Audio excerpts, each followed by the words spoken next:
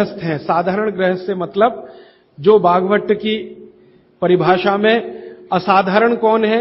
जो साधु हैं, संत हैं, सन्यासी हैं, महात्मा हैं, ब्रह्मचारी हैं, ये सब असाधारण श्रेणी के लोग हैं। आप जो हैं साधारण श्रेणी में आते हैं। तो साधारण श्रेणी के लोगों को जीवन भर बिना रोग के जीवन बिताना, बिना डॉक्टर की मदद के अपनी जिंदगी को चलाना, बिना विशेषज्ञ की मदद के अपने जीवन को चलाना, उसके लिए उन्होंने जो कुछ कहा वो मैंने पिछले 7 दिन में अलग अलग समय पर आपको बताया। आज फिर उसको कह रहा हूं, रिपीटिशन कर रहा हूं ताकि याद रहे। तो सबसे पहला मुख्य नियम है आप जैसे लोगों के लिए, वो वही है, खाना खाने के बाद कभी भी पानी ना पिएं। ये सबसे जरूरी, सबसे आवश्यक नियम। खाना खाने के बाद कभी भी पानी तुरंत ना पिएं, 1.5 घंटे के बाद पानी पिएं। एक्सप्लेनेशन मैं पहले दे चुका हूं, अगर आप चाहें तो फिर समझा देता हूं। खाना खाते ही पेट में अग्नि प्रदीप्त होती है, उसको जठर अग्नि कहते हैं। जठर पेट का वो स्थान है जहां खाने का पाचन होता है। हिंदी में उसको आमाशय कहते हैं, संस्कृत में जठर कहते हैं। तो जठर स्थान पे अग्नि प्रदीप्त होती है और ये अग्नि 1.5 घंटे तक ही रहती है। तो 1.5 घंटे तक पानी न पिए तो अग्नि अपना काम अच्छे से करेगी, तो भोजन आपका अच्छे से पचेगा, रस में बदलेगा। और मैंने आपको क्रिया बताई थी कि पहले खाना जो है ना पेस्ट में बदलता है। जैसे आप घुटी हुई खिचड़ी खाते हैं ना, खिचड़ी, वैसे खाना बनता है, वो 1.5 घंटे में बनता है। फिर उसके बाद रस निकलता है, और जब रस निकलेगा तब पानी की जरूरत है, क्योंकि बिना पानी के रस नहीं बनता। तो कहते हैं 1.5 घंटे के बाद पेट भर के पानी पिए। यह सबसे जरूरी, सबसे आवश्यक पहला नियम। दूसरा नियम, पानी कभी भी पिए तो घूट घूट भर के पिए। यह मैं बहुत आवश्यक नियम मानता हूं सबके लिए, आप जैसे लोगों के।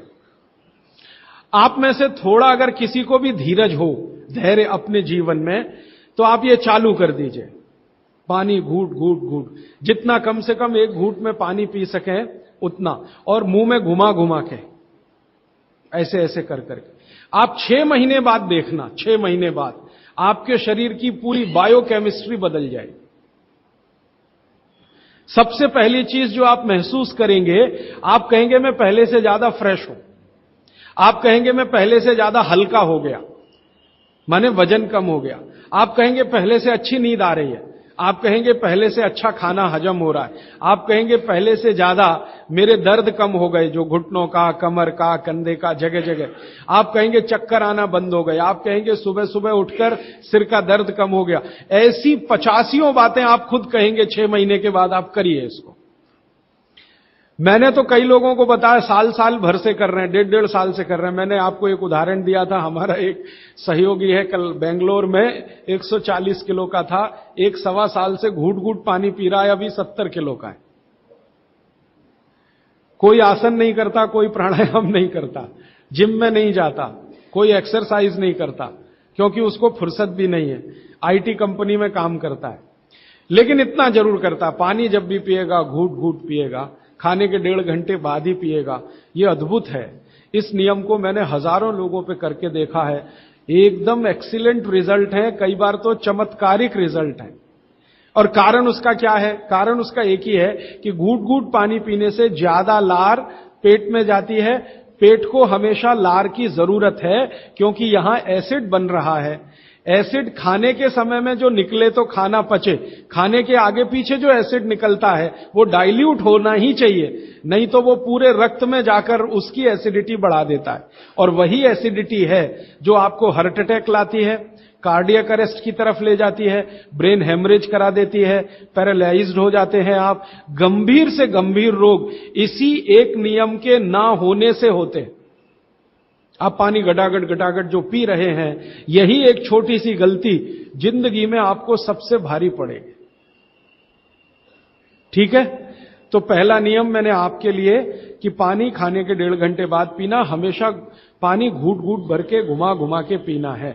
सुबह का पानी हो या दोपहर का, शाम का, जब भी पिए घूट घूट भर के। पानी कैसे पिए? तो इन्होंने कहा ऐसे करके पिए।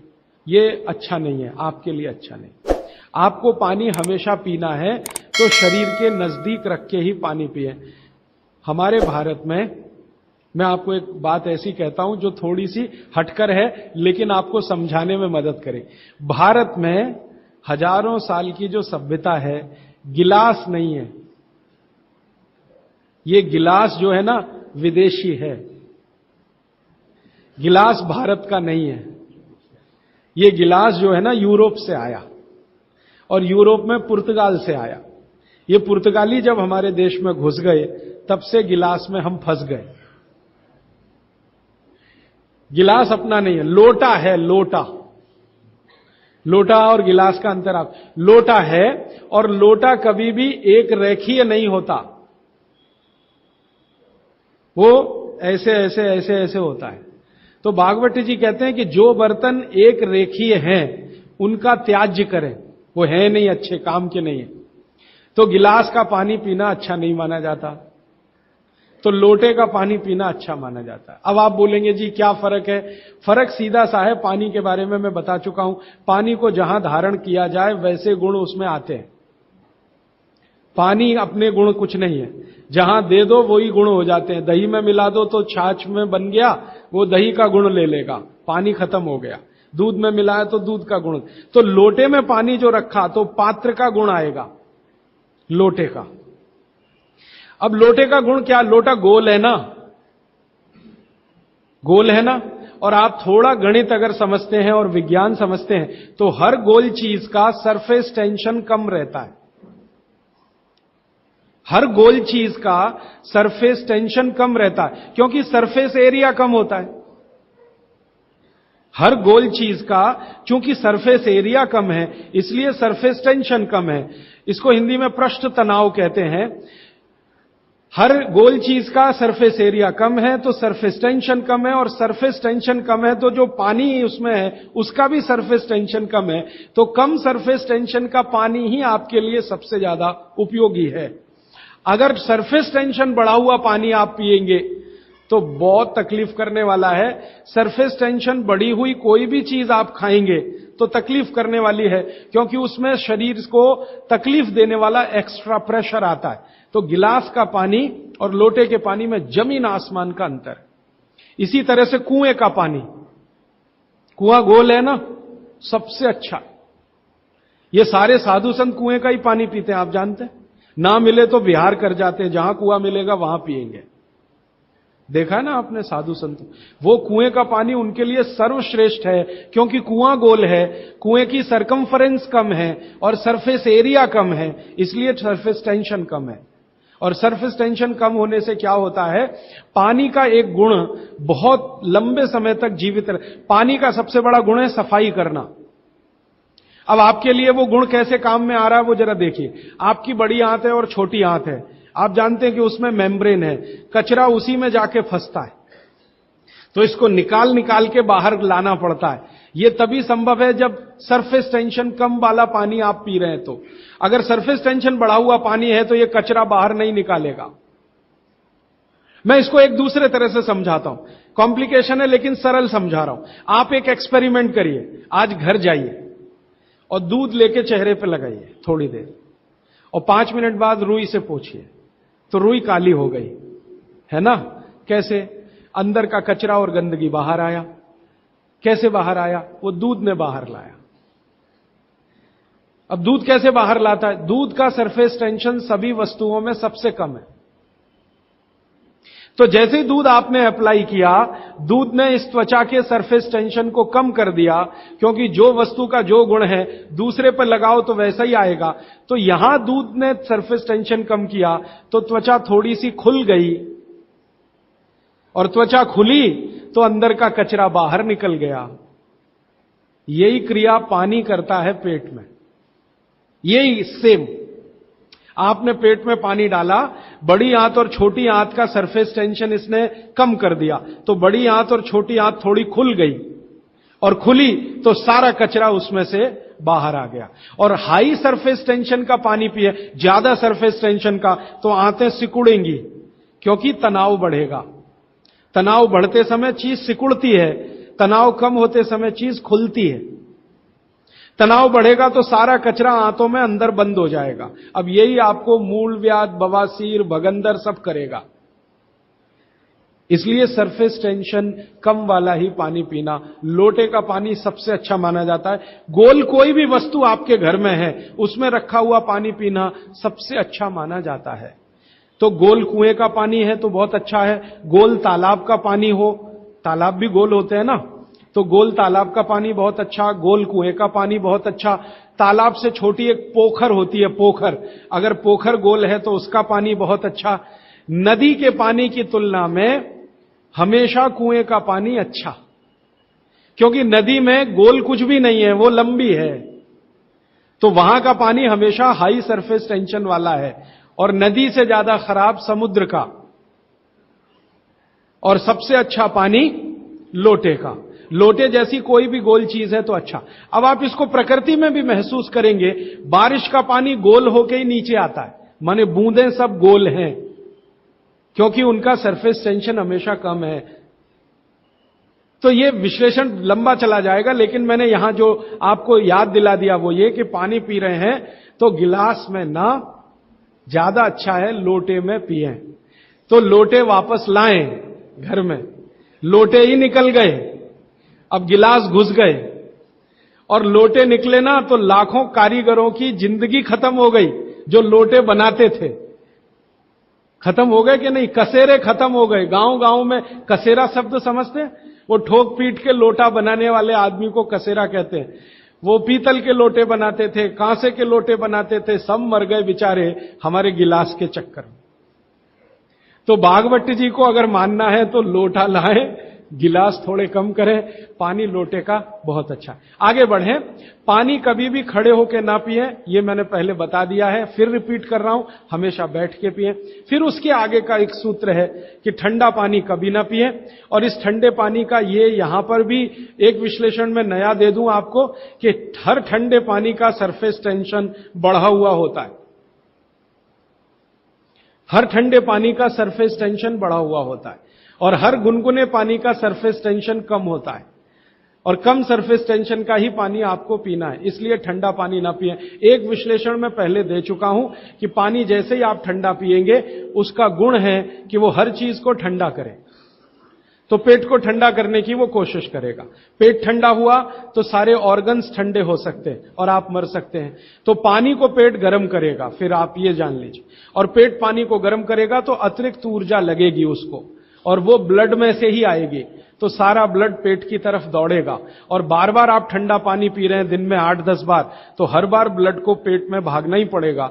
तो ब्रेन को ब्लड कम होगा, हार्ट को ब्लड कम होगा, ऑर्गन्स को ब्लड कम होगा, तो वो कमजोरी आने ही वाली है, और हार्ट अटैक आ सकता है, ब्रेन हेमरेज हो सकता है। क्योंकि कोई भी ऑर्गन को ब्लड कभी भी कम नहीं पड़ना चाहिए, तभी आप दुरुस्त रहने वाले। इसलिए ठंडा पानी गलती से भी ना पिए। तो हमेशा कैसा पानी पिए? गुनगुना पिए। एक समय के लिए भागवत जी ने कहा है कि जब बहुत तेज गर्मी पड़ती हो, आपके यहां तो पड़ती है, मार्च, अप्रैल, मई, जून, तो वो कहते हैं कि मिट्टी के घड़े का पानी पिए।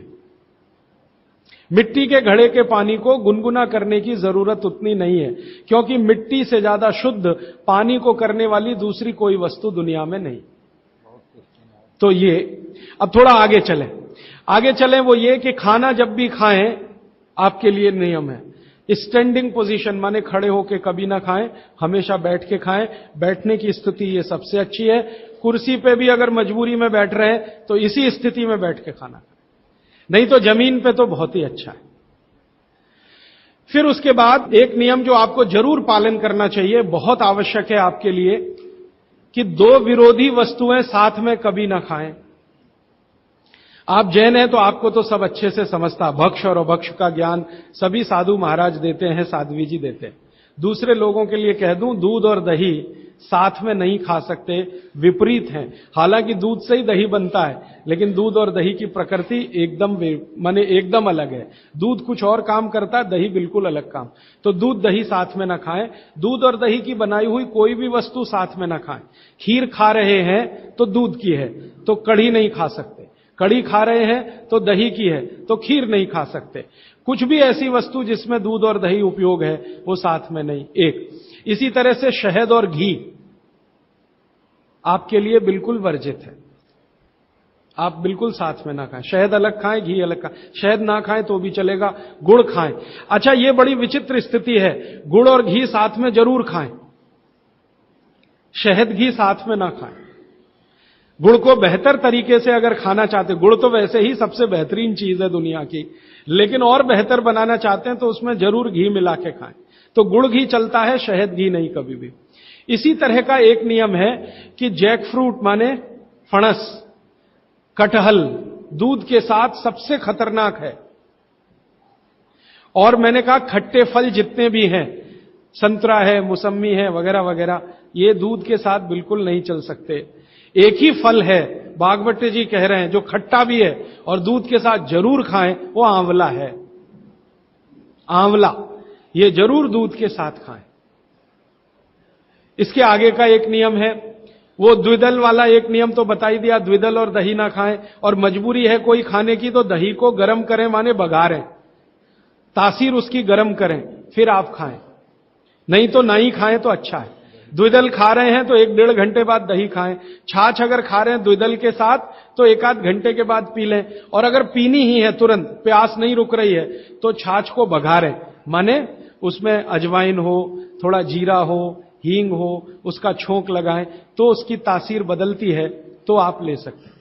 और इसके आगे का एक नियम कि सुबह का खाना 9:30-10 बजे तक, क्योंकि उस समय जठर अग्नि सबसे ज्यादा तीव्र है, और शाम का खाना 5-6 बजे तक। ये मैंने आपके हिसाब से कैलकुलेशन किया। बागवट जी ने कहा इसमें जलवायु का, मौसम का ध्यान रखना है, तो आपके हिसाब से, माने आप चेन्नई में हैं तो 9, 9:30, 10 बजे तक भरपेट खाना खाएं, शाम को 5-6 बजे तक भरपेट खाएं। बीच में अगर आप कहते हैं जी भूख लगी तो कुछ फल खा लें, नहीं तो अच्छी चीज बागवट जी ने जो कही है, सुबह का खाना जो 9-10 बजे खाएं, शाम का 5-6 बजे, उनको बीच में भूख लग रही है तो कहते हैं चना और गुड़ खाएं, शेंगदाना और गुड़, माने मूंगफली और गुड़ खाएं, माने उस समय आप चिक्की खाएं, क्योंकि गुड़ और चना, गुड़ और मूंगफली उसमें है। दोपहर को अगर भूख लग रही है, चिक्की आप चाहें तो अच्छी भी खा सकते हैं, माने ज्यादा भी खा सकते हैं। बस एक ही तकलीफ ध्यान में रखें कि जब चिक्की और गुड़ ज्यादा हो जाए तो थोड़ी सोंठ चाट लें या थोड़ी सोंठ खा लें, तो उसका जो तासीर है वो तुरंत बदल जाता है। नहीं तो ज्यादा चिक्की खा ली तो नाक में से खून आ सकता है। तो नाक से खून ना आए, थोड़ी सोंठ या अदरक, सोंठ इस्तेमाल करते हैं तो सोंठ, नहीं तो अदरक, उसके साथ ले। फिर आगे बागवट जी कहते हैं कि आपके भोजन का आपके जो वातावरण से बहुत रिश्ता है। आप जिस वातावरण में रह रहे हैं उसका ध्यान हमेशा रखें। अब मान लीजिए आप मद्रास में रह रहे हैं, तो मद्रास के आसपास का जो वातावरण है ये गर्म है। गर्म वातावरण में गेहूं नहीं हो सकता, गेहूं को होने के लिए ठंड चाहिए। तो निश्चित रूप से चेन्नई के आसपास किसी खेत में गेहूं अच्छा होगा नहीं। कोशिश करेंगे तो तब अच्छा होगा जब ठंड बढ़ जाए, क्योंकि गेहूं ठंड की फसल है, गर्मी की नहीं। गर्मी की फसल जो है वो चावल है, धान है, चावल है, बाजरा बहुत गर्मी की फसल है। ये राजस्थान में रहने वाले सब लोग जानते हैं कितनी गर्मी है राजस्थान में, और वहीं बाजरा सबसे अच्छा होता है। कच्छ में, सौराष्ट्र में कितनी गर्मी है, बाजरा सबसे अच्छा वहीं होता है। तो गर्मी की जो फसलें हैं वो धान है, बाजरा है, और जौ है, जवारी है। जवारी आप समझते, ज्वार।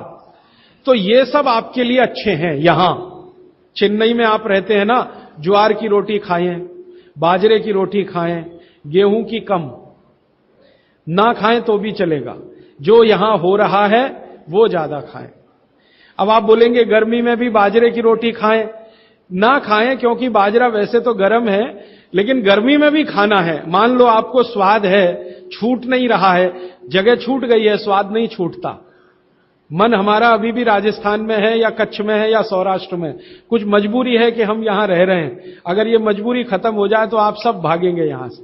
मजबूरी कैसी, कच्छ में, सौराष्ट्र में इतना ही पैसा आ जाए तो आप सब चले जाएंगे, क्योंकि मन जो है ना छूटता नहीं है, स्थान से लगा रहता है, स्वाद मन के साथ जुड़ा हुआ। तो स्वाद के लिए ही अगर बाजरा खाना चाहते हैं तो बिना गुड़ के ना खाएं यहां पर, चेन्नई में। गुड़ और घी के साथ बाजरे की रोटी आप खा सकते हैं, गुड़ और घी के साथ जवारी की रोटी आप खा सकते हैं। ज्यादा आप खाएं तो चावल आपके लिए, धान जो यहां होता है वो सबसे अच्छा है। तो तासीर ध्यान रखें, आबो हवा का ध्यान रखें, वातावरण का ध्यान रखें, हर बनाते समय भोजन में और खाते समय भोजन में। ये कुछ सूत्र हैं जो बहुत आवश्यक हैं आपके लिए, मैं मानता हूं, जो मैंने आपको पिछले एक 45 मिनट या 30 मिनट में जो रिपीट किए, जिनको मैं बहुत आवश्यक मानता हूं। और इसमें से एक सूत्र छूट गया जो बहुत आवश्यक, सुबह सुबह उठकर पहले पानी पिएं। सुबह सुबह उठकर पहले पानी पिएं। कारण मैं बता चुका हूं कि उठते ही आपके मुंह में जो लार बन रही है वो बहुत बहुत बहुत कीमती है, उसकी कीमत लगा नहीं सकते आप, वो एकदम अमूल्य चीज है, वो अंदर ही जाए तो अच्छा है। तो आप उठते ही पानी पीने का नियम बनाएं। कितना पानी पिए? मैंने बताया था 18 से कम उम्र के जो बच्चे हैं उनको लगभग 1.5 से 2 गिलास, 60 से ऊपर के जो बुजुर्ग हैं उनको भी 1.5 से 2 गिलास, और आप जिस उम्र में हैं 18 से 60 तो कम से कम 3 गिलास। पीने का तरीका वही है, सिप सिप सिप सिप करके पीना। और ये सुबह का पानी अकेला पानी है जो बिना प्यास के भी पीना। जी, ये मुख्य नियम मैं मानता हूं आपको जरूर धारण करने चाहिए।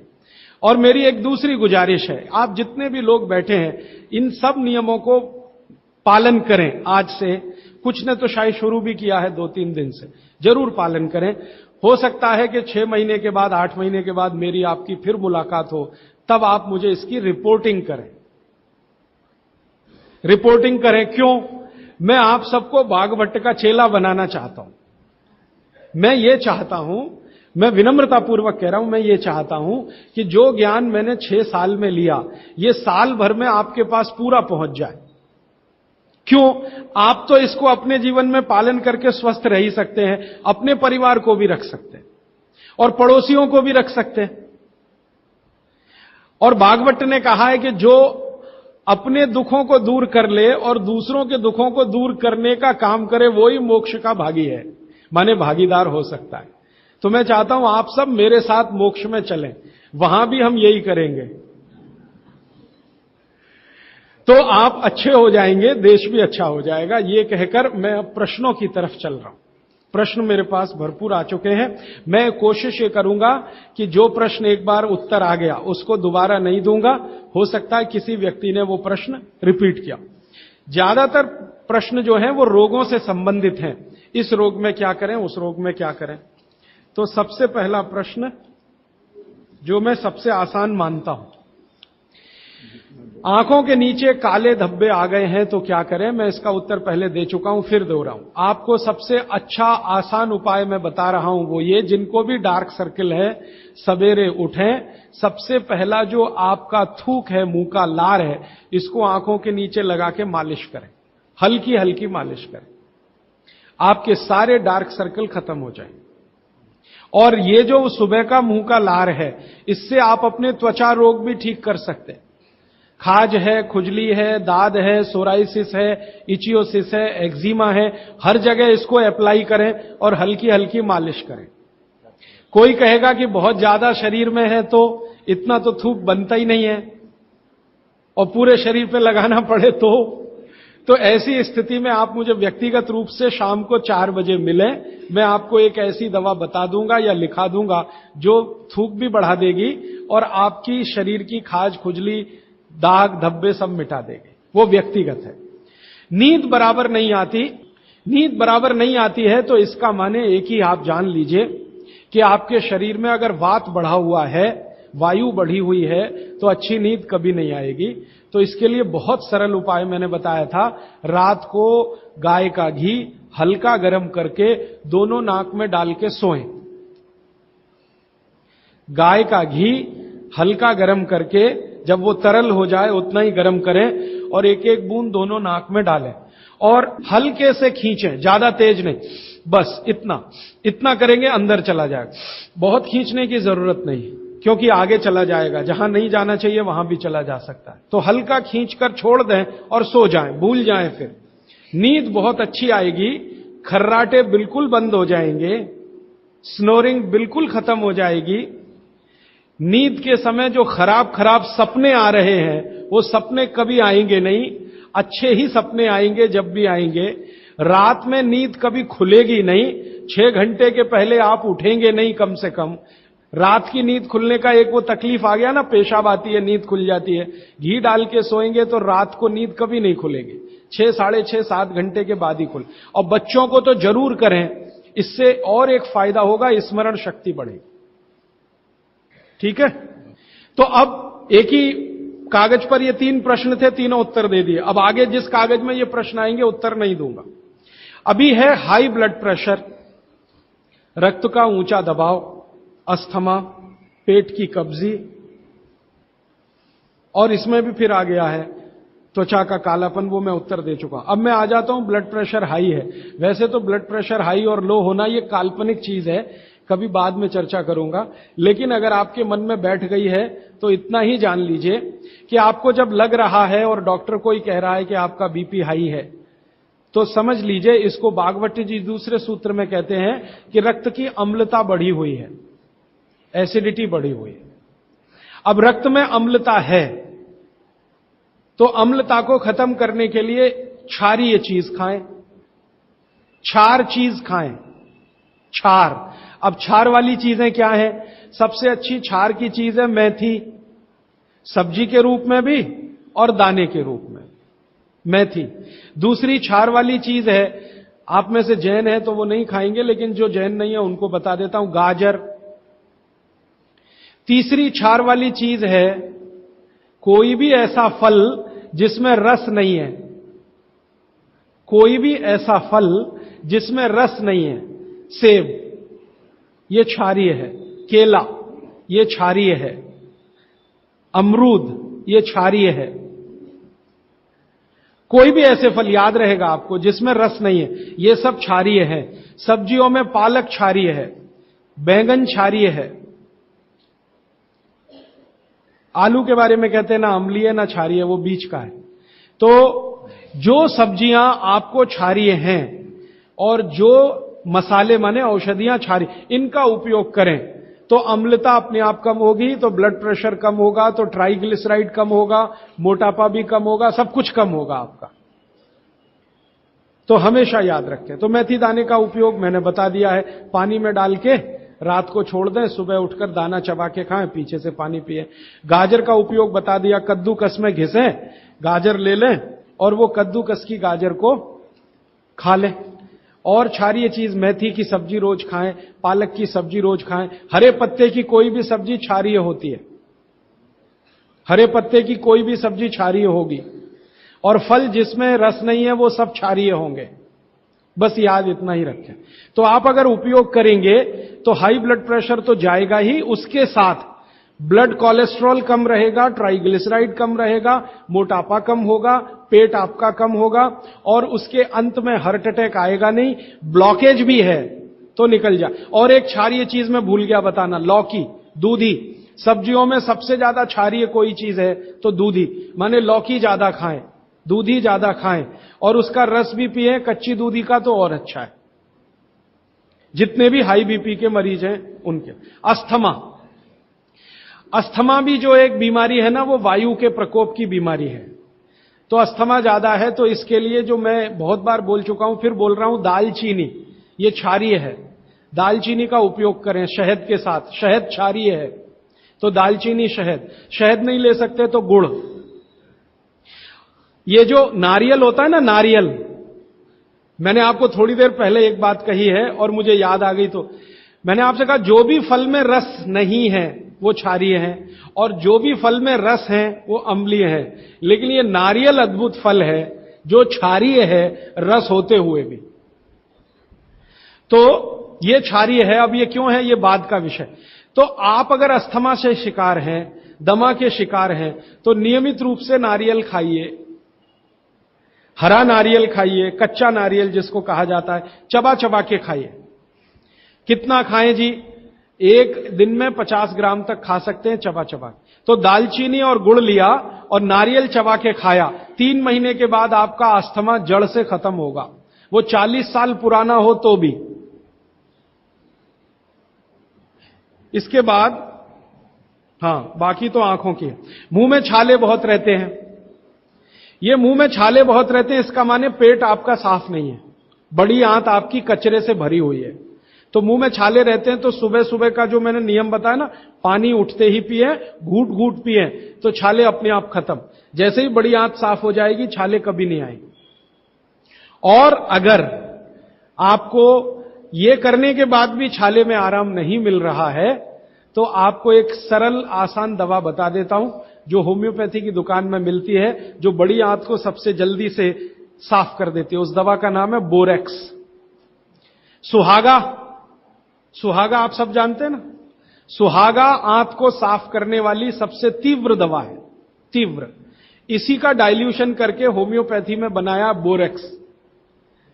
तो ले लें, किसी भी होम्योपैथी की दुकान से खरीद लें, 30 पोटेंसी में या 200 पोटेंसी में। इसके 3 ही खुराक लेंगे तो जीवन भर के लिए छाले की बीमारी आपकी आएगी नहीं, क्योंकि यह तुरंत बड़ी आंत को साफ करता है। पानी करेगा, धीरे धीरे करेगा।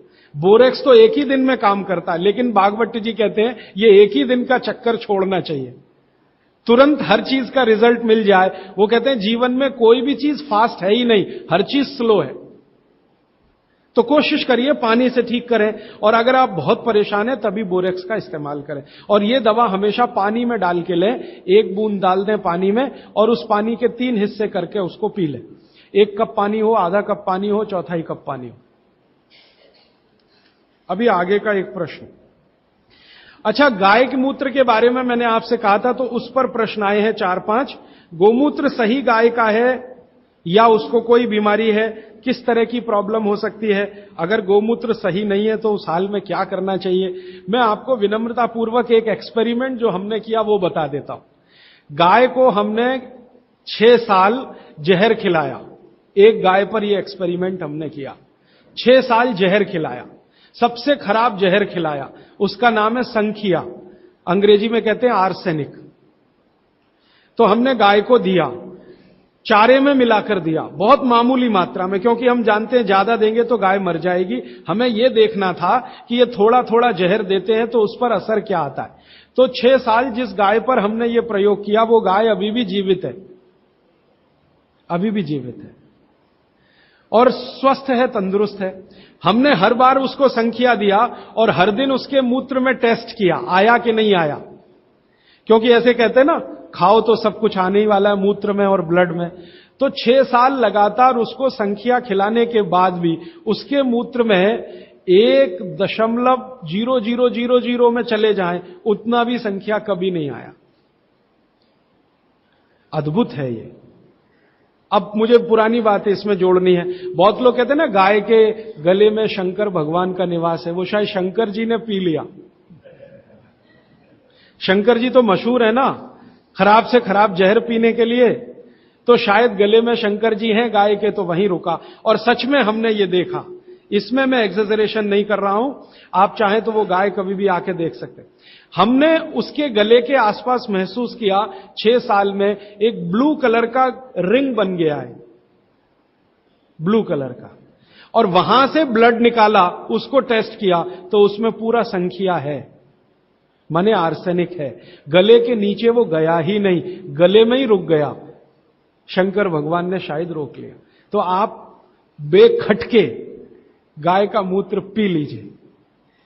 आपके दिल में ऐसा लग रहा है वो कचरा खा रही है, आप चिंता मत करिए, ये कचरा जाएगा नहीं उसके मूत्र तक। भगवान ने उसके शरीर में ऐसी व्यवस्था करके रखी हुई है। लेकिन अच्छा ये होगा आपके दिल और मन की तसल्ली के लिए कि गाय अच्छा चारा खाती हो, साफ सुथरे वातावरण में रहती हो और नियमित घूमने के लिए जाती हो, उसका मूत्र जरूर पिएं, वो सबसे ज्यादा लाभकारी तो है। लेकिन कुछ मजबूरी आ गई, मजबूरी से मतलब मैं समझाना चाहता हूं।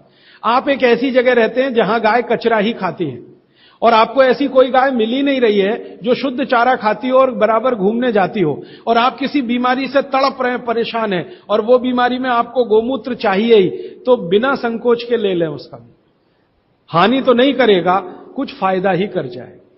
गोमूत्र के बारे में अब तक की जो रिसर्चेज हैं वो ये हैं कि इसके साइड इफेक्ट है नहीं। शरीर पता है क्या करता है? आपने मूत्र ज्यादा भी पी लिया, तो ये शरीर 20 मिनट के बाद उसको पेशाब के साथ अपने आप ही निकाल देता है, रहने ही नहीं देता उसको। तो थोड़ा ज्यादा पी लिया या खराब पी लिया, वो निकल ही जाएगा, जो काम का है उतना ही रह जाएगा। अब गाय का ऐसा बना भगवान ने बनाया है, इसलिए भागवत जी कहते हैं कि ये विशेष तरह का एक जानवर या प्राणी है जो भगवान ने बहुत सोच समझ के बनाया। तो गाय के बारे में इतना। अच्छा, अर्थराइटिस के लिए किसी ने पूछा है, अर्थराइटिस के अब जितने भी प्रश्न आएंगे उनका एक ही साथ ये उत्तर है कि अर्थराइटिस की समस्या अगर बहुत गंभीर है और डॉक्टर आपको कोई ये कह रहा है कि जी ऑपरेशन करा लो, तो हाथ जोड़कर कहता हूं ऑपरेशन तो कभी मत कराना, क्योंकि आप जिस स्थिति में हैं उससे भी ज्यादा खराब हो जाएगी। इस हिंदुस्तान के भूतपूर्व प्रधानमंत्री श्री अटल बिहारी वाजपेयी ने दुनिया के सबसे बड़े डॉक्टर से ऑपरेशन कराया था, नहीं कराया? स्पेशल चार्टर्ड प्लेन भेजकर अमेरिका से उस डॉक्टर को बुलाया, डॉक्टर राणावत, और उसने दुनिया के सबसे अच्छे घुटने कप्स लाकर अटल जी को फिट किए हैं। अटल जी को देख लीजिए आप, पहले तो थोड़ा चल लेते थे, अब तो चलना ही बंद हो गया, सिर्फ व्हील चेयर पे ही रहते हैं, और वो खुद कहते हैं कि मैं पहले से ज्यादा तकलीफ में हूं। तो आप मत करिए। फिर आप बोलेंगे जी क्या करें, डॉक्टर बोलता है ऑपरेशन मत कराइए। आप क्या करें, अर्थराइटिस के लिए जो सबसे अच्छे कॉम्बिनेशन भागवत जी के हैं उनका उपयोग करिए। उसके लिए सबसे अच्छा वो बोलते हैं चूना खाइए, चूना क्षारीय है, अम्लता को कम करता है, ज्यादा अम्लता बढ़े तो अर्थराइटिस होता है, तो चूना खाइए।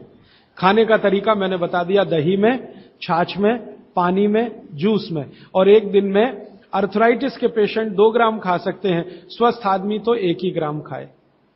चूना खाइए, मेथी दाना लीजिए, क्षारीय है। और सबसे क्षारीय चीज जो है वो है हार सिंगार का पेड़। हार सिंगार देखा है? परिजात हार सिंगार, छोटा सफेद रंग का एक फूल आता है और केसरिया डंडी होती है। सफेद फूल और केसरिया डंडी, बहुत तेज खुशबू है, रात को ही खिलता है। रात रानी भी कुछ लोग कहते हैं, हार सिंगार कहते हैं। ये पेड़ के जो पत्ते हैं वो ब्रह्मांड में सबसे ज्यादा क्षारीय माने जाते हैं, जो भी औषधियां। तो इसके पत्ते कहीं भी मिल जाएं, 4-5 पत्ते पीसिए, पीसकर पानी में डालिए, खूब उबालिए। पानी इतना उबालिए कि थोड़ा कम हो जाए, आधा रह जाए, फिर ठंडा कर लीजिए। फिर वही पानी चाय की तरह से चुस्कियां ले लेकर सवेरे खाली पेट पीजिए। मैंने ये देखा है, गंभीर से गंभीर अर्थराइटिस पेशेंट को हफ्ते 10 दिन में ही रिलीफ कर देता है। तो ये कहीं भी मिल जाए, नहीं मिले तो हार सिंगार का पौधा गुड़वांचरी में है, तो आप थोड़े पौधे बंटवा दीजिए, सब अपने घर में लगा लें, गमले में हो जाता है आसान। और कुछ खाली स्पेस है तो जरूर, क्यों, ये हर घर में रहे पेड़। कारण क्या है कि आज अर्थराइटिस ही सबसे ज्यादा तकलीफ दे रहा है लोगों को। सुगंधी तो आएगी, नींद अच्छी देगा। जहां आपका बेडरूम है उसके पीछे जरूर लगा लीजिए, और उसका पत्ता आपको अर्थराइटिस से मुक्ति देगा। और दोनों तरह की अर्थराइटिस, रूमेटिड और ऑस्टियो, दोनों ही खत्म होती है इस हार सिंगार के पत्ते से। आइसक्रीम कब खा सकते हैं? कभी भी नहीं, कभी भी नहीं। और अगर आइसक्रीम खा ही रहे हैं, आप कहते हैं जी मन नहीं मानता, स्वाद है और मुंह को लग गया है, अब क्या, तो इसका एक उपाय बता देता हूं। आइसक्रीम खाइए और पीछे से गर्म पानी में घी मिला के पी लीजिए, तो जो कुछ भी तकलीफ वो करने वाली है उससे आप बच जाएंगे। ना खाएं तो सबसे अच्छा। दालचीनी सौंठ का काढ़ा ये लोग जरूर पिए, जिनको अस्थमा है, जिनको अर्थराइटिस है, माने वायु के रोग हैं, वो दालचीनी का काढ़ा जरूर पिए, गुड़ मिला के। मूंगफली और तिल जरूर खाएं। भगवान की दी हुई तिल दुनिया की सबसे अद्भुत वस्तु है। मैं तो आपको कहता हूं, जिंदगी भर मोटापे से बचना है, हार्ट अटैक से बचना है, आपको अर्थराइटिस से बचना है, तो रोज खाने के बाद तिल खाएं, चबा चबा के। काला तिल मिले तो बहुत अच्छा, नहीं तो सफेद ही खाएं। और आप जहां रहते हैं यहां के लिए तो बहुत ही अच्छा, मद्रास जैसे एरिया के लिए। एसिडिटी कम करने के लिए क्या करें? अम्लीय चीज ना खाएं, क्षारीय चीज ज्यादा खाएं, एसिडिटी कम होगी। और पानी घूट घूट पिए, 1-1.5 घंटे के बाद पिए, सुबह उठते ही पानी पिए, एसिडिटी सबसे पहले खत्म होगी। और आखिरी दवा जो सबसे प्रभावी है, जिनको भी एसिडिटी की बहुत तकलीफ है, खाने के बाद ये जो अजवाइन है ना, अजवाइन, इसको भूने तवे पे और थोड़ा काला नमक मिला के ले लें। मिश्री का सेवन बहुत अच्छा है, चीनी से बहुत अच्छा, लेकिन गुड़ से थोड़ा कम अच्छा। मिश्री चीनी की तुलना में तो बहुत अच्छी है और गुड़ से कुछ कम अच्छी है। तो चीनी छोड़ रहे हैं तो मिश्री पे चले जाइए, मिश्री छोड़कर गुड़ पे आ जाइए। हाँ, एक किसी ने सवाल पूछा है कि आप कौन सी जगह पे परमानेंट मिलते। मैं परमानेंट कहीं नहीं मिलता। लोग जो है ना मुझे कहते हैं कि राजीव दीक्षित रेल आश्रमी है, माने हर दिन ज्यादा से ज्यादा मैं रेल में मिलता हूं। तो परमानेंट मिलने के लिए एक केंद्र है, आपको उसका पता किताब में है, वो आप ले लीजिए, फोन नंबर। वहां आप कोई भी चिट्ठी भेजेंगे, मैं जहां भी रहता हूं मेरे पास आ जाती है। और ईमेल करेंगे तो मैं हर जगह खोल खोल के मेरा मेल बॉक्स चेक करता रहता हूं। तो वो पता जो वर्धा सेवाग्राम का है, भारत पीठम, 10 जोतवानी लेआउट, सेवाग्राम रोड, सेवाग्राम, जिला वर्धा, महाराष्ट्र, ये मेरा परमानेंट केंद्र है। वहां आप पत्र भेज सकते हैं, फोन भी कर सकते। वहां फोन कभी भी करें तो पता चल जाएगा मैं कहां हूं। और मेरा मोबाइल नंबर आप सबको मैं चाहूं तो लिखा देता हूं, 9422903599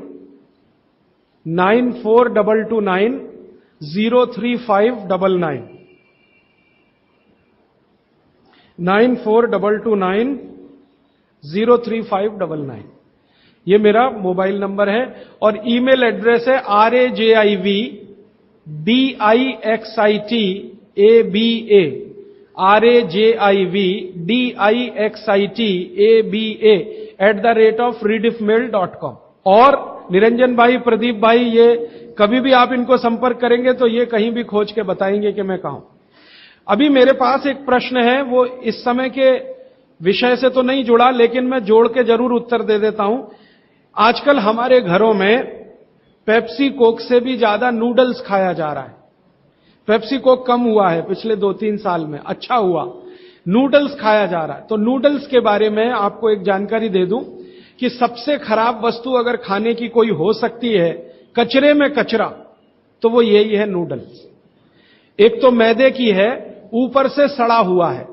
6-7 दिन मैदे को सड़ा के रखा जाए तब नूडल्स तैयार होता है। और इस नूडल्स में टेस्ट लाने के लिए सूअर के मांस का रस मिलाया जाता है। बिना उसके नूडल्स बन ही नहीं सकता। जो मैगी है ना, मैगी या कोई भी नूडल्स, सूअर के मांस का रस, सड़ा हुआ मैदा, 6-6 दिन पुराना, उससे तैयार हुआ है। अब आप तय कर लो खाना है या नहीं खाना। एक प्रश्न है जिसका उत्तर दे नहीं सकता। किसी ने कहा आज की शिक्षा बहुत बेकार है, वैकल्पिक शिक्षा की बात बताइए। तो समय ज्यादा है, आप मुझे ईमेल करिए, मैं लंबा जवाब दूंगा। गाय का घी कान नाक में डालने के लिए मैंने बोला था, तो वो उत्तर दे चुका हूं। फिर रिपीट इसलिए कर रहा हूं कि गलती ना करें। घी को हल्का गर्म करना है, ज्यादा नहीं। गाय का घी नाक में डालने के लिए हमेशा हल्का गर्म करना है, ज्यादा नहीं। और एक ही बूंद एक नाक में, दूसरी बूंद दूसरी नाक। हां, एक बहुत अच्छा सवाल है, दैनिक जीवन में कौन सा नमक खाएं? सबसे अच्छा सेंधा नमक खाएं। और इसको याद ऐसे रखें, पत्थर वाला नमक खाएं। यह समुद्र के पानी का नमक कम से कम खाएं। पत्थर वाला नमक एक तो सेंधा नमक है, दूसरा नमक है जो काला नमक है, ये आप ज्यादा उपयोग करें। मेरा तो कहना है कि आज से ही घर में नमक तो तुरंत बदल दें। बदलते ही आपको असर दिखाई दे जाएगा। आपको जो तकलीफ है ना ब्लड प्रेशर की, अर्थराइटिस की, ये नमक बदलने से ही बहुत आराम दे देगी आप। तो सेंधा ही नमक। किसी ने कहा है कि गोमूत्र अर्क लेने में पहले दिन खराब लगा, 3 दिन खराब लगेगा, 3 दिन, चौथे दिन से अच्छा लगेगा। तो छोड़े नहीं उसको। एक दिन खराब लगा, छोड़िए मत, दूसरे दिन भी लीजिए, तीसरे। गोमूत्र अर्क है ना, तो 1 चम्मच से ज्यादा मत लीजिए। और गोमूत्र प्योर है तो आधा कप लीजिए। किसी को प्रश्न है कि दिन भर नींद आती रहती है, क्या करें? वैसे तो नींद आए तो अच्छा है, लेकिन दिन भर नींद आए तो अच्छा नहीं है, तो क्या करें? इसका मतलब यह है कि आपके शरीर में एक क्षार बहुत कम है, और ये वही क्षार है जो आपको सबसे ज्यादा मिलता चूने से। जिनको दिन भर नींद आती है वो चूना खाएं, मट्ठे में मिला के, छाछ में मिला के। नारियल का तेल बालों में जरूर लगाएं। किसी ने पूछा है, लगाएं? जरूर लगाएं। नारियल का तेल आप खा भी सकते हैं, क्योंकि आप चेन्नई में रहते हैं। अगर आप पटना में रहेंगे तो नहीं खा सकते नारियल का तेल, चेन्नई में रहते हैं तो जरूर खा सकते। मालिश करना चाहें जरूर करें। डायबिटीज के लिए क्या करें? डायबिटीज का जो सबसे अच्छा उपाय मैंने बताया था, मेथी दाना और त्रिफला चूर्ण। त्रिफला चूर्ण माने हरडे, बहेड़ा, आंवला, 1, 2, 3 अनुपात वाला त्रिफला चूर्ण 1 चम्मच, मेथी दाना 1 चम्मच, दोनों मिलाकर गर्म पानी में रात को रख दें। सवेरे उठकर इस पानी को पी लें और उसमें जो कुछ है चबा के खा लें। 3-4 महीने नियमित करेंगे, ब्लड शुगर नॉर्मल आने की पूरी संभावना है। और नहीं आए 3-4 महीने में ब्लड शुगर नॉर्मल, तो एक मुझे ईमेल जरूर करें या फोन करें। शुगर खाना नहीं खाना, चीनी बिल्कुल बंद कर दीजिए, क्योंकि यही अकेली चीज है जो पचती नहीं आसानी से। बाकी चीनी छोड़कर कुछ भी खाइए। पथरी अगर है शरीर में और थायराइड का सबसे अच्छा उपाय है धनिया पत्ता है ना, धनिया पत्ता, इसकी चटनी, धनिया पत्ते की चटनी बनाइए, पानी में मिला के पी जाइए। पानी गुनगुना रहे। कितनी चटनी? 1 चम्मच चटनी, उसमें कुछ डालिए मत, नमक मिर्ची कुछ मसाला नहीं, खाली धनिया पत्ते की चटनी। और जब तक धनिया मिल रहा है तो ये हरे पत्ते की चटनी, धनिया मिलना बंद हो जाए तो सूखा धनिया। ये धनिया जो है ना, थायराइड की सबसे अच्छी दवा मानी जाती है। पथरी जिसको भी है वो चूना कभी ना खाएं, ये याद रख। कहीं भी शरीर में पथरी है तो चूना कभी ना खाएं। तो फिर क्या खाएं? एक दवा है पत्थर तोड़ दवा, क्या बोलते हैं आप उसको? पाखंड भेद। शोभा कांत जी के यहां वो दवा है, पाखंड भेद, कहीं भी मिल जाएगा। तो आप इसका काढ़ा बना के पिए। ये जो पाखंड वेद है ना, इसका काढ़ा पानी में डाल के उबाल के, और ये दवा आसानी से होम्योपैथी में उपलब्ध है। और इसी दवा का होम्योपैथिक नाम है बर्बेरिस वल्गैरिस। पाखंड वेद का बॉटेनिकल नाम है बर्बेरिस वल्गैरिस। ये किसी भी होम्योपैथी की दुकान में मिलेगा। वो पूछेगा कैसे दूं, तो कहना मदर टिंचर में दो। ये कोई भी घर में रखिए आप, बिल्कुल निसंकोच इस्तेमाल कर सकते हैं, साइड इफेक्ट कुछ नहीं है इस दवा का। बर्बेरिस वल्गैरिस मदर टिंचर ऐसा बोलिए तो ये हल्के गुलाबी रंग की होगी, डार्क कलर की भी हो सकती है। इसकी 10-10 बूंदें 1/4 कप पानी में डालकर दिन में 3-4 बार पिलाएं। 1 महीने 1.25 महीने में सारी पथरी टूटकर निकल जाएगी। और नहीं तो पाखंड वेद जो दवा मिले आयुर्वेद की, उसका काढ़ा बना के 15-20 दिन ले लें। काढ़ा जल्दी तोड़ता है पत्थर को, बर्बेरिस को समय ज्यादा लगता है। पानी में चूना मिला के पी सकते हैं, जरूर पीजिए, पथरी वाले नहीं। दांतों का दर्द, दांतों के दर्द की सबसे अच्छी दवा है लौंग इस्तेमाल करिए, लौंग का तेल इस्तेमाल करिए। और दांतों में दर्द हो ही नहीं तो थोड़ा थोड़ा चूना खाते रहिए। और दांतों में दर्द हो ही नहीं तो दातुन करते रहिए, दंत मंजन करते रहिए, पेस्ट बंद कर दीजिए। हां, अभी एक जरूरी प्रश्न आया, शराब और गुटखा छोड़ने के लिए क्या करें? जरूर आप इसको ध्यान से नोट कर लीजिए, ये बहुत लोगों के काम। शराब, गुटखा, तंबाकू, सिगरेट और बीड़ी, ये 5 बुराइयां व्यसन के रूप में हमारे घरों में आई हैं और देश का सर्वनाश किया है। इनके बचने के लिए बहुत अच्छा है, संकल्प शक्ति से बचें तो अच्छा है। भागवत जी कहते हैं किसी भी व्यसन से बाहर आना हो तो संकल्प शक्ति के साथ आइए तो अच्छा है। नहीं है संकल्प शक्ति तो दवा का उपयोग करिए। तो क्या दवाएं हैं आपके पास? सबसे अच्छी दवा है शुद्ध गाय का मूत्र, अर्क नहीं, शुद्ध गाय का मूत्र। दूसरी दवा आपके घर में है अदरक या सौंठ। जिनको शराब से छुड़ाना है, बाहर निकालना है, उनको अदरक और सौंठ ज्यादा खिलवाइए, रस पिलवाइए अदरक का, सौंठ का काढ़ा बना के दीजिए, गुड़ मिला के दे सकते हैं सौंठ का काढ़ा बना के। और गोमूत्र पीने को बोलिए। नियमित रूप से अगर आधा कप भी गोमूत्र पिया तो 1.25 महीने में शराब छूट जाती है। शराब जो पीते हैं, बीड़ी सिगरेट जो पीते हैं, उनके शरीर में एक केमिकल बढ़ जाता है उसका नाम है सल्फर। और सल्फर को कम करने के लिए सल्फर ही चाहिए। आयुर्वेद में कहा है ना कि विष को विष मारता है, तो सल्फर बढ़ता है। तो सल्फर कम करने के लिए बाहर से सल्फर चाहिए, और बाहर का सबसे अच्छा सल्फर गोमूत्र में है।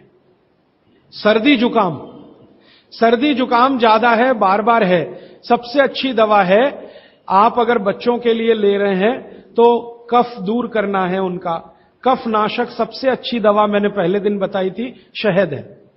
दूसरी, शहद नहीं लेते तो गुड़ है, तो बच्चों को गुड़ दीजिए ज्यादा। एक, उनको चूना भी दे सकते हैं, चूना कफ का भी नाश करता है, वात का तो करता ही है, कफ का भी करता, तो चूना दे सकते हैं। गाय का घी नाक में डाल सकते हैं। हल्दी जबरदस्त कफ नाशक है, तो दूध में हल्दी मिलाकर दीजिए, और दूध हल्दी थोड़ा घी मिलाएं तो और भी अच्छा कॉम्बिनेशन है। तो जिनको सर्दी जुकाम बार बार होते हैं उसके लिए। पित्त बढ़ा है तो क्या करें? देशी गाय का घी खाइए। देशी गाय का घी गरम गरम पानी में डालकर पिए तो सब पित्त को शांत करेगा। और दूसरी चीज मैंने पहले बता दी है, अजवाइन और काला नमक, ये भी पित्त बढ़े तो शांत करेगा उसको। एक मेरे पास डिफिकल्ट केस है, ये मुझे व्यक्तिगत रूप से मिले। कोई एक महिला है, उसकी लंबाई लगातार बढ़ रही है, ये मुझे शाम को मिले 4 बजे। बाल उड़ गए तो क्या करें, बाल कम हो गए तो क्या करें, बाल झड़ रहे हैं तो क्या करें? तीनों में एक उपाय है, दही को तांबे के बर्तन में रखें, 5-6 दिन खूब खट्टा हो जाए, हरा हरा हो जाए, तो इसको बालों में मालिश करें। 1 घंटे के बाद बालों को शीकाकाई से धोएं। हफ्ते में 1 दिन जरूर करें। त्रिफला शहद और गुड़ के साथ सबसे अच्छा है, गुड़ के साथ सुबह खाएं, और दूसरा चाहे तो शहद के साथ भी खाएं। त्रिफला को औषधीय के रूप में लेना है, औषधि ऐसी जो धातुवर्धक है, तो सुबह ही खाएं। और त्रिफला को रेचक के रूप में लेना है, माने पेट साफ करे, तो रात को ही खाएं सोने के पहले। बहुत ज्यादा छींकें आती हैं, नाक से पानी गिरता है, थोड़े दिन चूना खिलाएं और गाय का घी नाक में डालें। 15-20 दिन में छींकें भी बंद होंगी, पानी गिरना भी बंद। केवड़ा डालकर जल पी सकते हैं क्या गर्मियों में? केवड़ा एक होता है ना, आयुर्वेदिक औषधि है। केवड़ा डाला हुआ जल सिर्फ गर्मियों में, मार्च, अप्रैल, मई, जून, बारिश जैसे ही शुरू हो केवड़ा वाला जल बंद कर दीजिए। केवड़ा और एक होता है खस, ये दोनों मिलाया हुआ जल गर्मियों में। अर्जुन की छाल लेने का समय सवेरे का, काढ़ा बनाकर दूध में नहीं तो पानी में, शक्कर नहीं मिलाएं उसमें, गुड़ मिलाएं, अर्जुन की छाल। टॉन्सिलाइटिस की रेमेडी, टॉन्सिल्स की सबसे अच्छी रेमेडी हल्दी। हल्दी का दूध बच्चों को रात को पिलाएं, टॉन्सिल नहीं होगा। पिपरमेंट के बारे में किसी ने पूछा है, आप शाम को 4 बजे मिले, मैं थोड़ा विस्तार से बता दूं। यूरिक एसिड अगर शरीर में जमा है तो मैंने आपसे बार बार कहा है, क्षारीय चीजें ज्यादा खाएं, एसिड निकल जाएगा। सबसे अच्छी क्षारीय चीज गोमूत्र पी लें, यूरिक एसिड एकदम साफ कर देता है गोमूत्र, लेकिन प्योर गोमूत्र। उड़द की दाल दालों का राजा है, बिल्कुल सही है, लेकिन दही के साथ नहीं। खाली उड़द की दाल खाइए, दालों का राजा है, बिल्कुल सही बात है, दही के साथ नहीं। दही के साथ ये जहर है। सुबह दूध पी सकते हैं, मैंने मना किया है, सुबह जूस पीना है, दोपहर को छाछ और रात को दूध, लेकिन पीना ही है अगर तो आंवले के साथ पिए, ना पिए तो अच्छा, सुबह का दूध ही पीना है तो आंवले के साथ। मोटापा कम करने के लिए उपाय बता दीजिए, आप लिख लीजिए इसको, नहीं तो याद कर लीजिए। जिनको भी मोटापा कम करना है उनको क्षारीय चीजें ज्यादा खानी है, तो मैंने आपसे कहा गाजर खाइए। गाजर नहीं खा सकते, दूध ही खाइए। अब खाएं कैसे? गाजर को कद्दूकस में घिसिए और उसके लच्छे बनेंगे। फिर थोड़ी एक और क्षारीय चीज आपको आजकल उपलब्ध है, सेब। सेब पूरा क्षारीय होता है, तो सेब को कद्दूकस में घिसिए, दोनों बराबर मात्रा में मिला के सुबह पेट भर के खा लीजिए। 3 महीने लगातार खाइए। फिर अगले 3 महीने इसको बैलेंस करने के लिए आंवला खा लीजिए। आंवला 2-3 आंवला रोज मुरब्बे के रूप में, या क्या। फिर 3 महीने आंवला हुआ, फिर वापस इस गाजर और इस पे आ जाइए। तो साल भर अगर आप करेंगे तो बहुत आराम से 1/3 वजन तो आपका घट ही जाएगा, हो सकता है किसी का आधा भी हो जाए। ह्यूमन यूरिन के बारे में आपने पूछा, मैंने पहले ही बताया, अगर आप शाकाहारी हैं तो अपने मूत्र का भी इस्तेमाल कर सकते हैं, लेकिन गोमूत्र उससे हमेशा बेहतर है। बच्चे पेशाब करते हैं बिस्तर में, इसके लिए क्या करना? खजूर खिलाइए। खजूर छोटे छोटे टुकड़े काटकर बच्चों को खजूर दूध में डालकर, छोटे छोटे टुकड़े दूध में डालकर उबालिए, खूब उबल जाए, फिर वो दूध पिलाइए, खजूर खिलाइए, तो रात का बिस्तर का पेशाब उनका बंद हो जाए। वो एक प्रश्न है, वो कब्जियत से जुड़ा हुआ है। वो ये कहते हैं कि जल्दी से संडास उतरती नहीं है, क्या करें? रात को त्रिफला चूर्ण खा के सो जाइए, नहीं तो दूध में घी मिलाकर पी लीजिए, ये सबसे अच्छा है। दूध में घी मिला के रात को सोने से पहले पिएं तो सवेरे संडास बहुत आसानी से उतरती है और सबसे कम समय में पेट साफ होता है। नहीं तो त्रिफला भी ले सकते हैं। 3 महीने। देखिए, एक नियम हमेशा याद रखिए, जो मैं बार बार कह, लगातार कोई भी दवा आयुर्वेद की 3 महीने से ज्यादा मत खाइए, और अगर जरूरत पड़ रही है तो थोड़े दिन ब्रेक दे दीजिए, 15 दिन का, 10 दिन का, 20 दिन का। ब्रेक के बाद फिर अगले 3 महीने ले सकते हैं, फिर ब्रेक दे दीजिए। फिर ये नियम बहुत जरूरी है, नहीं तो तकलीफ बहुत दूसरी भी हो सकती। पीठ की हड्डी में दर्द है, चूना, चूना खाइए। बच्चों को खांसी की एलर्जी अगर है तो नियमित रूप से, मैंने कहा ना, ऐसी चीजें दीजिए, कफनाशक है, सोंठ है, पान का पत्ता है, शहद है, गुड़ है, ये सभी कफनाशक हैं। कितनी उम्र के बच्चों को त्रिफला दिया जा सकता है? अगर छोटे बच्चे हैं तो त्रिफला ना देकर आंवला दीजिए, और त्रिफला देने का समय अगर शुरू कर रहे हैं बच्चों को तो थोड़ा 3-4 साल हो जाने दीजिए उनका। 3-4 साल के पहले दे सकते हैं तो आंवला दीजिए। और वैसे तो मेरा कहना है 14 साल की बच्चों को आंवला ही अच्छा है, त्रिफला उनको ना ही दें। त्रिफला एक उम्र के बाद ही सबसे अच्छा होता है। बहुत अधिक उम्र में घुटनों का दर्द, कमर का दर्द, तरीका मैंने वही बताया, चूना सबसे अच्छा है। अधिक उम्र में चूना सबसे अच्छा, अर्थराइटिस के लिए, घुटनों के दर्द। एड़ी का दर्द और कोहनी का दर्द तो ऐसे ही मिट जाएगा जब पानी घूट घूट पीने लगेगी। जल्दी भूल जाए, स्मरण शक्ति कम हो, गाय का घी नाक में डालना सोते समय। नींद जल्दी ना आए तो क्या करना? गाय का घी नाक में डाल के सोना। हां, एक बहुत इंटरेस्टिंग प्रश्न आया, वो पहले दिन का जो मेरा व्याख्यान था कि फ्रिज का क्या करें, तो मैंने तो बोला था कि ये बंद कर दें। अगर आपका दिल नहीं मानता बंद करने के लिए, क्योंकि मैंने कहा ना, हिंदुस्तानियों में एक बुरी आदत है कचरे को इकट्ठा करने की। घर में डिब्बे डिब्बी इतने इकट्ठे रहते हैं, फालतू पड़े रहते हैं, फेंकते नहीं हमें, हमेशा ये सोचते हैं कभी काम आएंगे, कभी काम आएंगे। तो ये चक्कर घुस गया। अब पता नहीं ये अंग्रेजों के समय से आया या पुराना। तो फ्रिज भी वैसी ही कोई चीज है। तो एक बहन ने या किसी ने सवाल ये लिख के भेजा है कि फ्रिज में से हमने सब्जी निकाल के 48 मिनट रख दी, तो अब उपयोग कर सकते हैं? हां, कर सकते हैं। उसको शायद ये बात अच्छे से समझ में आई। वो 48 मिनट का जो किस्सा मैंने बताया ना, तो वो चाहती नहीं है कि फ्रिज घर के बाहर जाए, किसी तरह इसका उपयोग होता रहे। तो ये मजबूरी का खेल है, लेकिन कर लीजिए कि आप कुछ भी जो रखा है फ्रिज में, अगर उसको पकाना चाहते हैं, खाना चाहते हैं, तो निकाल के 48 मिनट रख दीजिए, फिर उसका उपयोग कर लीजिए सब्जी के रूप में। नहीं तो एक चीज मत करिए कभी भी, कोई भी चीज एक बार गर्म करके आपने फ्रिज में रख दी तो दोबारा गर्म मत करिए। वो दूध हो या सब्जी हो या दाल हो, करिए ही मत। क्या करना? निकाल के रख दीजिए, 48-50 मिनट रखी रहे, वो अपने आप थोड़ी गर्म हो जाएगी, प्रकृति की गर्मी से, फिर वही खा लीजिए। गर्म तो दोबारा बिल्कुल मत करिए। फ्रिज के दूध को दोबारा गर्म कभी मत करिए, फ्रिज की दाल को दोबारा गर्म कभी मत करिए, फ्रिज की सब्जियों को दोबारा गर्म मत करिए। चटनी भी फ्रिज में से निकाल के रख के खाइए। दही भी फ्रिज में दही रख देते हैं, 48 मिनट रखा रहने दीजिए, फिर आप उसका उपयोग करिए। तुरंत निकाल के और छाछ बना के वो बिल्कुल मत करिए।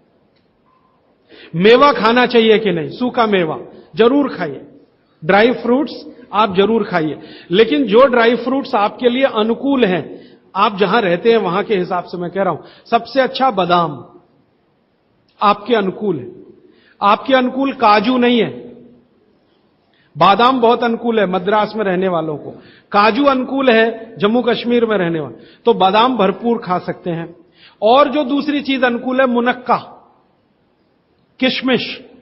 किशमिश और मुनक्के में थोड़ा अंतर है, बड़ी किशमिश को मुनक्का, तो मुनक्का और किशमिश ये आपके बहुत अनुकूल है। बादाम आपके बहुत अनुकूल है। मखाना 50-50 है।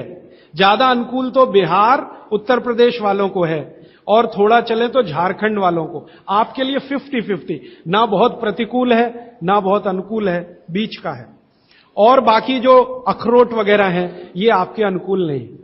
अखरोट खाना चाहिए हमेशा ठंड में रहने वाले लोगों को, आपके लिए अखरोट बिल्कुल अनुकूल नहीं। और ड्राई फ्रूट्स क्या खाते हैं आप? चिरौंजी क्या कहते हैं उसको? जो चिरौंजी है वो आपके लिए अनुकूल है, चेन्नई के आसपास के लोगों के लिए अनुकूल है, वो आप खा सकते हैं। और ड्राई फ्रूट शायद इसके आगे हैं, हां, केसर अगर आप खाएं, वैसे तो औषधि है, ड्राई फ्रूट नहीं, लेकिन ये 3 महीने के आगे नहीं खा सकते, नवंबर, दिसंबर, जनवरी। और दूध में मिला के मिश्री, पिस्ता 50-50 है। अंजीर बहुत अनुकूल है सिर्फ एक ही किस्म के लोगों के लिए। इसको मैं आपको कहता हूं, जरा ध्यान से सुनो। जिनको शरीर में शक्ति की कमी लगती है, ताकत कम है, शक्ति कम है, उनके लिए अंजीर बहुत फायदे की है। लेकिन जिनको पहले से ही ताकत है वो ना खाएं इसको। चेंदारू क्या होता है? एप्रिकॉट, हां, एप्रिकॉट आपके लिए ठीक है, आप खा सकते हैं एप्रिकॉट। एक सुझाव है, प्रश्न नहीं है, और वो सुझाव मुझे स्वीकार है। वो ये कहते हैं कि आप चले गए उसके बाद क्या?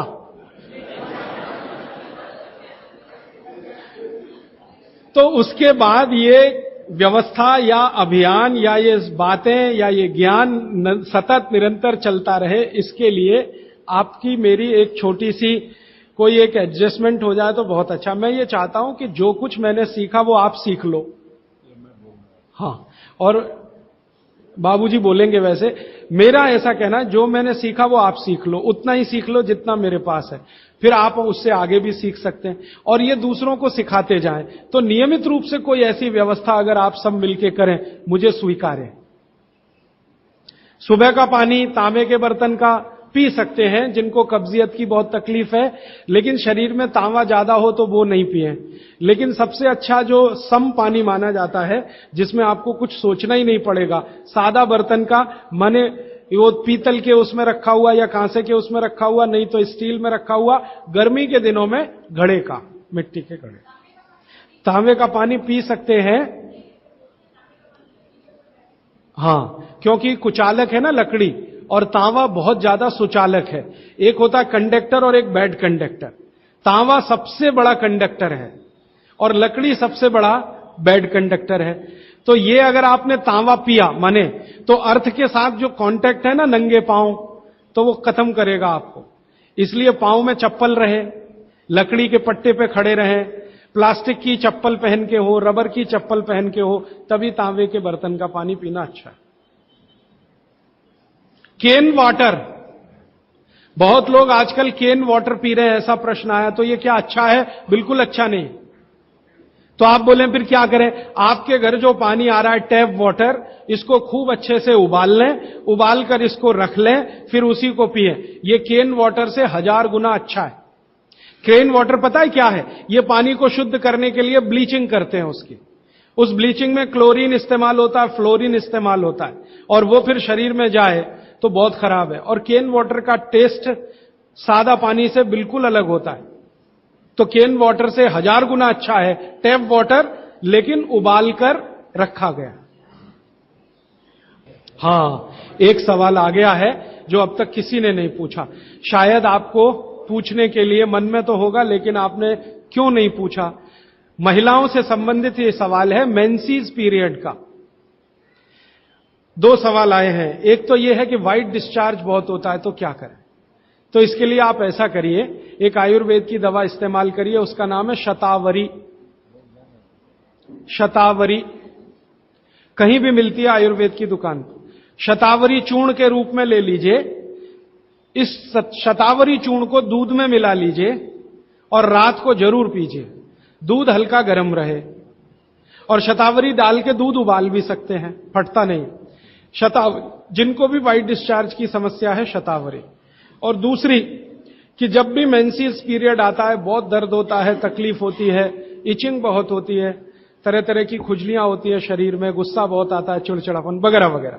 तो आपका जब भी मेंसेस पीरियड होता है तो आपके शरीर में वायु बहुत बढ़ी हुई है, पित्त भी थोड़ा बढ़ा हुआ रहता है। इसका बहुत आसान उपाय मैं बता देता हूं, भागवत जी का है, मेरा नहीं। वो ये कहते हैं कि मेंसेस पीरियड में सब कुछ ठीक रहे, समय से आए, समय से जाए, ज्यादा रक्त ना निकले और कम भी ना हो, इस सब चीज ठीक रखने के लिए गरम गरम पानी में, जो इतना गरम हो जैसे चाय होती है, घी मिला के पिए। गरम गरम पानी में, खूब गरम पानी में, गाय का घी आपके घर है तो बहुत अच्छा, नहीं तो कोई भी घी, भैंस का भी चलेगा, 1 चम्मच मिलाएं, आधा गिलास खूब गर्म पानी खौलता हुआ घी मिला दें, थोड़ा पीने लायक हो जाए उतनी देर रखें, फिर उसको चुस्कियां ले लेकर पिएं। अगर आपका मासिक 5 दिन चलता है, 4 दिन चलता है, 3 दिन, दिन से मतलब नहीं, जितने दिन चलता उतने दिन। कितनी बार पी सकते हैं? दिन में 2 या 3 बार पी सकते हैं। तो अगर आपने ये शुरू किया तो सब कुछ आपका नॉर्मल हो जाएगा, सब कुछ। मेनोरेजिया है तो ठीक होगा, मेट्रोरेजिया तो ठीक होगा, सब ठीक हो जाएगा। मैं ज्यादा नहीं कहना चाहता, आप सब समझदार हैं। हर चीज आपकी दुरुस्त और तंदुरुस्त रहेगी। डिस्चार्ज वाइट है तो शतावरी लेना है, और पानी में घी मिला के किसी भी दूसरी प्रॉब्लम के लिए, मेंसेस पीरियड, ये घी पानी मेंसेस पीरियड में ही पिए। इसको ध्यान से सुने। मेवा से वेट बढ़ता है, काजू को छोड़कर किसी भी मेवा से वेट नहीं बढ़ता। काजू ही है जो वजन बढ़ाता है, बाकी कोई भी सूखा मेवा वजन नहीं बढ़ाता। मुंह से बदबू आती है तो समझ लो पेट साफ नहीं है, तो रात को त्रिफला खा के सो, नहीं तो दूध और घी मिला के पियो, सुबह उठते ही पानी पी लो, मुंह की बदबू बंद। हाथ पैर सुन्न हो जाते, मतलब चूना खाते रहिए। हां, अब ये एक सवाल ऐसा है कि चूने से जीभ फट जाती है, तो आप चूना अगर सीधे जीभ पे खाएंगे तो फटेगी, पानी में डालकर खाएंगे कभी जीभ नहीं फटेगी, दही में डालकर खाएंगे नहीं फटेगी, मट्ठे में पिएंगे तो नहीं फटेगी, जीभ पर चाटेंगे चूना तो जरूर जीभ फटेगी। अब किसी ने एक सवाल पूछा, हनी के केमिकल कंपोनेंट्स बताइए। वो किताब में पूरा है, आप पढ़ लीजिए। टीबी पेशेंट है, ट्यूबरकुलोसिस, तो आप जरूर उनको गोमूत्र पिलाइए। अगर खाली गोमूत्र, शुद्ध गोमूत्र, अर्क नहीं, खाली गोमूत्र आपने पिला दिया तो 3 से 4 महीने में टीबी जड़ से ठीक होती। दही में, या तो छाछ में, या तो पानी में, नहीं तो पान में। चूना ये पान में जो खाते हैं वो ही। और 5 मिनट रुकिए, मैंने मेरा कंक्लूड किया है, लेकिन ये आज के लिए है, जिंदगी के लिए ये कंक्लूजन नहीं है, ये तो रास्ता अभी खुला है।